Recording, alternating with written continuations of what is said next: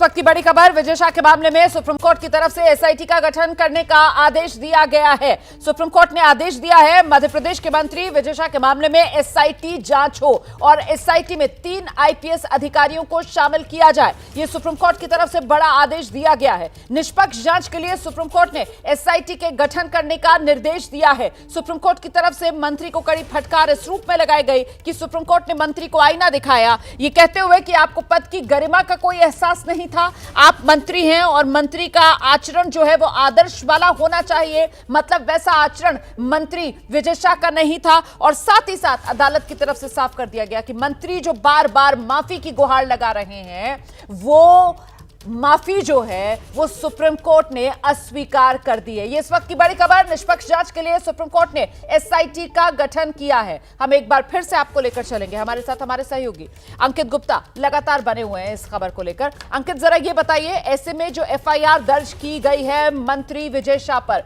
मतलब वो बरकरार रहेगी क्या? इसको लेकर कोई क्लैरिटी अभी तक?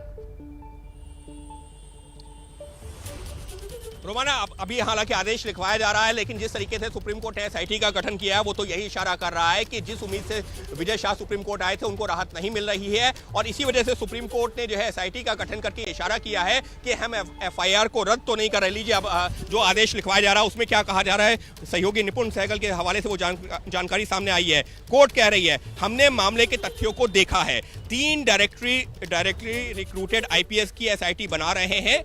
एमपी कैडर के ये अधिकारी मूल रूप से एमपी के बाहर के होंगे। एसआईटी का गठन डीजीपी कल सुबह 10 बजे तक कर दें। यानी कि सुप्रीम कोर्ट ने साफ कर दिया है कि 3 आईपीएस अधिकारी होंगे एसआईटी में, और उनका जो एसआईटी का गठन है, डीजीपी को भी निर्देश दे दिया है कि कल सुबह 10 बजे, यानी अब से जो है हम कह सकते हैं कि करीबन जो है 20 से 21 घंटे के भीतर इस एसआईटी का गठन हो जाना चाहिए। और क्या कहा है, एसआईटी का नेतृत्व आईजी रैंक की अधिकारी करेंगी, एक महिला अफसर भी होंगी। यानी साफ तौर पर जो एसआईटी है उसका क्या कॉम्पोजिशन होगा, एसआईटी का जो नेतृत्व होगा वो एक आईजी रैंक के अधिकारी करेंगे, और इस एसआईटी में एक महिला अधिकारी भी होंगी, क्योंकि महिलाओं की अस्मिता से जुड़ा हुआ जो है ये बयान दिया था, जो एक जो है गैर जिम्मेदाराना बयान था, जिसका मामला सुप्रीम कोर्ट में है।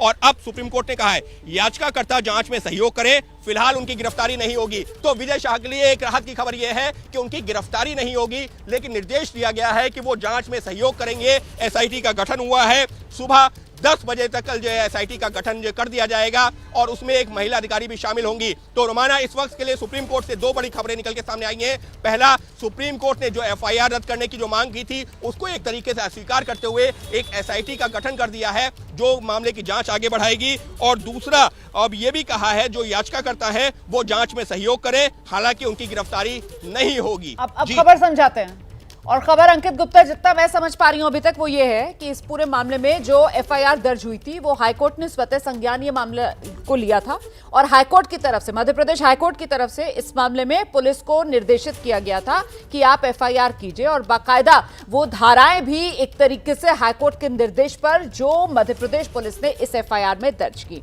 इसी को लेकर एफआईआर रद्द करवाने के लिए, और इतनी संगीन धाराओं के तहत कैसे एफआईआर हो सकती है, इस तमाम मुद्दे को लेकर मंत्री जी ने सुप्रीम कोर्ट का दरवाजा खटखटाया था। अब मंत्री जी को सीधे कोई राहत सुप्रीम कोर्ट की तरफ से नहीं मिली है, उल्टा मंत्री जी को फटकार सुप्रीम कोर्ट ने आज फिर लगाई है, क्योंकि इससे पहले भी सुप्रीम कोर्ट की तरफ से फटकार लगाई गई थी, आज फिर फटकार लगाई गई है। और साथ ही साथ अदालत की तरफ से एसआईटी का गठन किया गया है, 3 आईपीएस इस एसआईटी में शामिल होंगे, तीनों मध्य प्रदेश के बाहर के आईपीएस होंगे, एक महिला आईपीएस अधिकारी को भी इसमें रखा जाएगा, और इस एसआईटी का जो नेतृत्व है वो आईजी रैंक के अधिकारी करेंगे। और अब ये जो एसआईटी का गठन हुआ है, ये एसआईटी देखेगी कि एफआईआर जिन धाराओं के तहत दर्ज की गई है, एक तरीके से उनका निरीक्षण या उनका परीक्षण ये एसआईटी की तरफ से किया जाएगा। यही इस वक्त की